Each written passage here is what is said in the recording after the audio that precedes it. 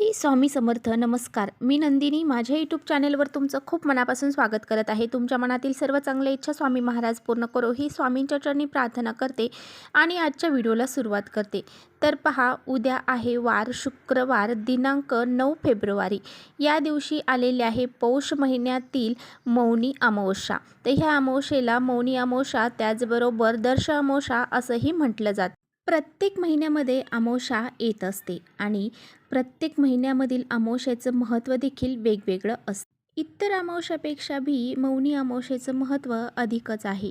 त्यामुळेच बघा, या दिवशी आपल्याला माता लक्ष्मीची त्याचबरोबर आपल्या पितरांची, आपल्या कुलदेवीची यांची पूजा अर्चा करायची आहे, सेवा करायची आहे. आणि त्याचबरोबर बघा, आपल्याला घरामध्ये काही उपाय देखील करायचे आहेत. तर ही मौनी अमावस्या आहे, तर या दिवशी मौन व्रत पाळलं जातं. म्हणजेच काय, जे पहिले ऋषीमुनी असायचे तर ते या दिवशी मौन पाळायचे, परंतु आपल्यासारख्या सर्वसामान्य माणसांना हे करणं शक्य नाही. त्यामुळे आपल्याला घरामध्ये काही गोष्टी ह्या टाळायच्या आहेत. म्हणजेच काय, आपल्याला कुणालाही अपशब्द बोलायचं नाही, कुणालाही वाईट शब्दाने उच्चारायचं नाही. म्हणजेच काय, तर आपल्याला कुणासंग भांडायचं देखील नाही, कुणावर ओरडायचं नाही. एकदम शांततेमध्ये हा दिवस घालवायचा आहे. कुणी जरी समोरून आपल्याकडे भांडायला आलं तरीसुद्धा आपण शांतताच ठेवायची आहे, त्याला प्रत्युत्तर आपल्याला द्यायचं नाही. असं जर केलं तर ह्या व्रताचं आपल्याला फळ हे प्राप्त होत असतं. तर पहा, या दिवशी आपल्याला काही उपाय देखील घरामध्ये करायचे आहेत. तर आपल्याला अंघोळीच्या पाण्यामध्ये अशी ही एक वस्तू टाकून अंघोळ करायची आहे, ज्यामुळे आपल्या घरामध्ये जर कर्णीबाधा असेल, शत्रुबाधा असेल, त्याचबरोबर पितृदोष असतील, अडचणी असतील, वाईट शक्ती असतील, वास्तुदोष असतील, तर ह्या सर्व दोष जे आहेत तर ते दूर होतील आणि आपल्या ज्या कठीणातील कठीण इच्छा आहेत त्या पूर्ण होण्यास मदत होईल. ज्या बी कोणत्या इच्छा असू द्या, खूप दिवसापासूनच्या आपल्या ज्या इच्छा असतात त्या पूर्ण होण्यासाठी खूप महत्त्वाचा हा उपाय आहे. त्यामुळेच पहा, हा उपाय कसा करायचा आहे याबद्दलच आजच्या व्हिडिओमध्ये आपण जाणून घेणार आहोत. त्यामुळे व्हिडिओ कुठे स्किप न करता शेवटपर्यंत नक्की बघा, जेणेकरून तुमच्यापर्यंत योग्य ती माहिती पोहोचेल. आपल्या चॅनलवरती नवीन असाल तर चॅनलला लगेच सबस्क्राईब करा आणि असेच माहितीपूर्ण व्हिडिओ पाहण्यासाठी बेल आयकॉनलाही प्रेस करा. म्हणजे मी जेव्हा नवीन व्हिडिओ अपलोड करेन त्याचं नोटिफिकेशन सर्वात अगोदर तुम्हाला मिळेल आणि तुम्ही एकही व्हिडिओ मिस करणार नाही. आपल्या सर्वांनाच माहीत आहे, अमावस्येच्या दिवशी पवित्र गंगेमध्ये स्नान आणि दान करण्याला किती महत्त्व आहे. असं म्हटलं जातं की सर्व देवी देवता जे आहेत तर हे मौनी अमावस्येच्या दिवशी जे नदीत असतात, त्या नदीत तलाव असतात तर त्यामध्ये वास करत असतात. त्यामुळे पवित्र गंगेमध्ये स्नान करण्याला खूप सारं महत्त्व आहे.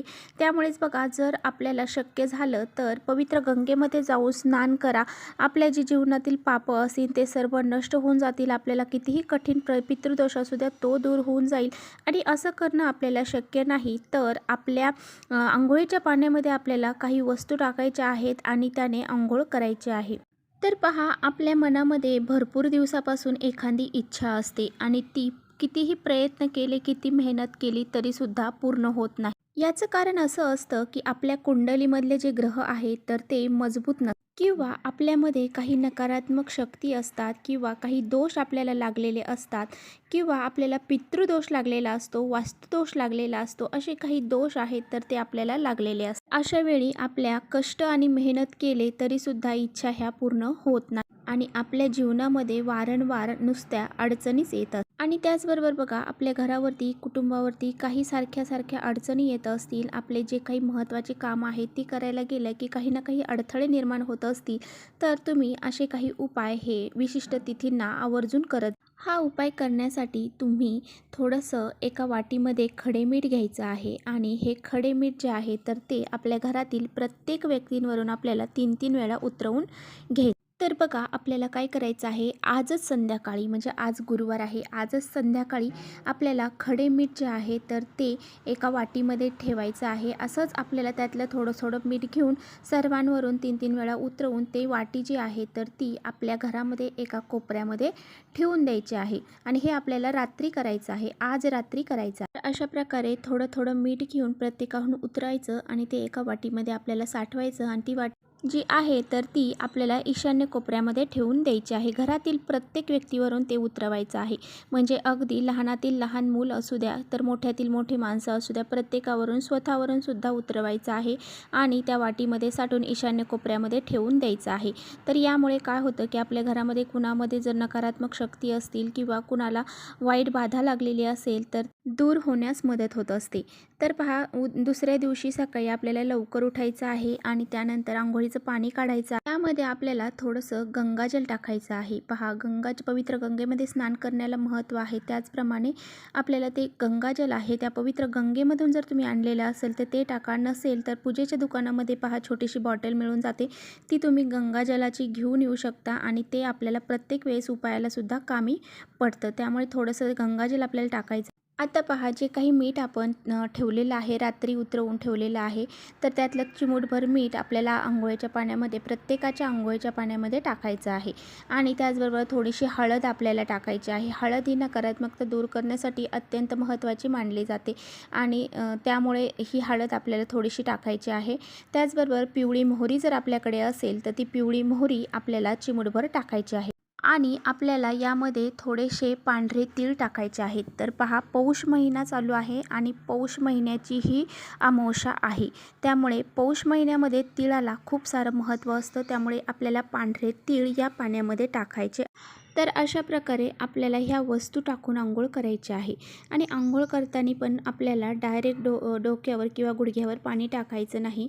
शक्यतो अमावस्येच्या दिवशी आपण डोक्यावरून स्नान करत नाही. तर पहा, आपल्याला सर्वात अगोदर एक मग भरून घ्यायचा आहे आणि तो आपल्या उजव्या खांद्यावरती टाकायचा. दुसरा मग भरून घ्यायचा, तो डाव्या खांद्यावरती टाकायचा. तर अशा प्रकारे आपल्याला स्नान करायचं आहे.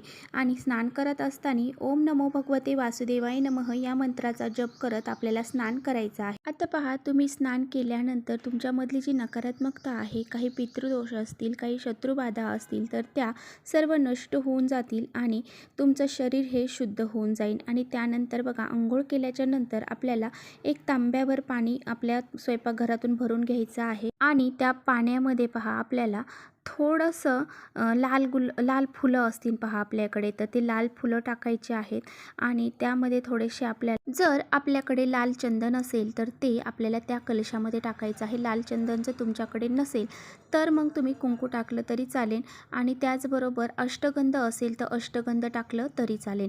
आणि त्यानंतर त्यामध्ये आपल्याला काळे किंवा पांढरे तीळ टाकायचे आहेत. जे तुमच्याकडे असतील ते तीळ तुम्ही टाकायचे आहेत.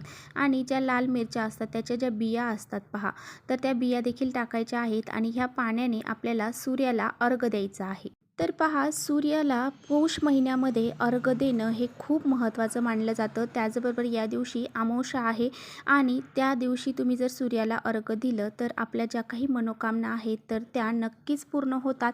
आणि ते अर्घ्य देत असताना ओम सूर्याय नमः, ओम सूर्याय नमः या मंत्राचा जप करत आपल्याला हे अर्घ्य सूर्याला अर्पण करायचं. तर आपल्या घरातील प्रत्येकाच्या अंघोळीच्या पाण्यामध्ये आपल्याला ह्या सर्व वस्तू टाकायच्या आहेत आणि अंघोळ करायची आहे. तर चला, इथेच करते व्हिडिओचा एंड. व्हिडिओ आवडला असेल तर नक्की लाईक करा. चॅनलवर नवीन असाल तर चॅनलला सबस्क्राईब करा. परत भेटूया अशा छानशा व्हिडिओसोबत. आणि जर तुम्हाला काही प्रश्न पडत असतील तर ते कमेंट्स करून नक्की मला विचारा. मी तुमच्या प्रश्नांचं उत्तर देण्याचा प्रयत्न करेल. तर चला, इथेच थांबवते. परत भेटूया अशा छानशा व्हिडिओसोबत. श्री स्वामी समर्थ.